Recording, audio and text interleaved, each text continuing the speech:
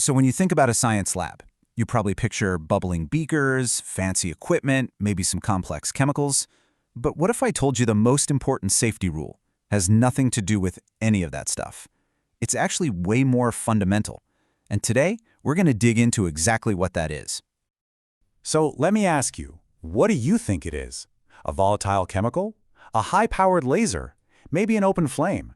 I mean, sure, those are all definite hazards, but the single greatest danger, the one that's behind most accidents, is something you might not see coming.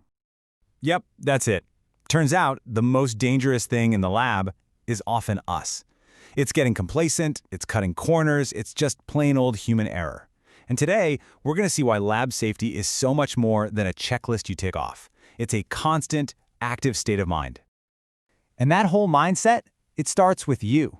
Before you even touch a single piece of equipment, your first line of defense is what you're wearing. You got to think of it as your own personal shield against the unexpected. And it all starts with your eyes. Look, eye protection isn't a suggestion. It's an absolute must when you're working with chemicals, glassware, or heat. And not just any pair of goggles will do. They have to meet a very specific impact resistance standard, the ANSI Z87.1, to make sure they can actually protect you if something shatters or splashes. The rest of your lab armor follows one really simple principle: cover up. This means long pants and long-sleeve shirts. Closed-toed shoes are a must, absolutely no sandals. And if you have long hair, it's gotta be tied back. Things like scarves or ties that can dangle into an experiment, that's a definite no-go. You know, this next one is actually pretty interesting because it shows how safety advice evolves. I'm talking about gloves. For years, latex was the standard. But we've learned a lot more about how severe latex allergies can be, so the recommendation has totally shifted. Now the go-to is nitrile. It gives you the same great protection, just without that allergic risk. Okay, so you've geared up with your personal shield. You're good to go. But what happens if an accident actually gets past your defenses? Well, that's when you have to rely on the lab's built-in lifelines, a safety net that's there to protect everyone. And by lifelines, I mean the lab's emergency equipment. We're talking about eye wash stations, safety showers, fire extinguishers. These are your absolute first line of defense when something goes wrong.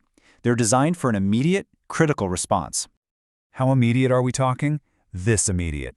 If you get a chemical splash, a clock starts ticking. A very, very fast clock. You have just 10 seconds to get yourself to an eye wash station or a safety shower. That's it. 10 seconds to prevent serious, maybe even permanent damage. And listen, this isn't just some friendly suggestion from a safety manual. This is the law. Regulations actually mandate that this life-saving equipment has to be within a 10-second walk, which is about 50 feet, of any area where chemicals are being used. It just goes to show how non-negotiable that access is supposed to be. But this is where we circle right back to our main theme. You can have the best personal gear in the world, and the lab can have the most advanced lifelines. But all of it is completely useless if that human factor, neglect, gets in the way. I mean, that 10-second rule is great in theory, right? But what happens when the path to that lifeline isn't clear? What happens when your guaranteed safety net is blocked by simple clutter and carelessness? Just take a look at this.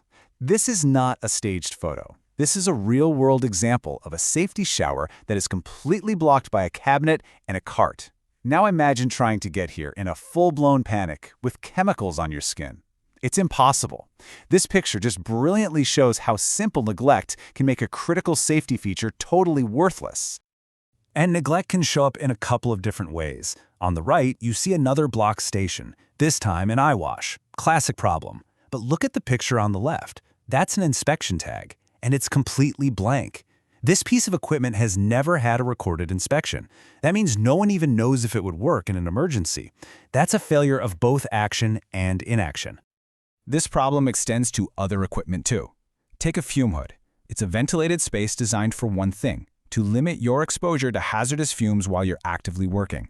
The rule is crystal clear. It should never, ever be used as a storage cabinet. And here's exactly why that rule exists. The before picture? That shows a fume hood that was basically used as a chemical dumping ground for years. Not only does that block the airflow, which makes the hood totally ineffective, but it creates this super concentrated collection of potentially dangerous chemicals. The aftershot? Well, that's what it should look like. Clean, clear, and ready for safe work. And that really brings us to the main takeaway here. Safety isn't some list you go through once and then forget about. It's an active, ongoing mindset. It's a culture of awareness. It's a habit of vigilance that has to be practiced by everyone every single day. Which leaves us with one final question to think about. It's pretty easy to spot the problems in these pictures, right? But what about in your own environment, whether it's a lab, a workshop, or even your kitchen? Is it just checklist safe, or is it truly safe? It's a question worth asking.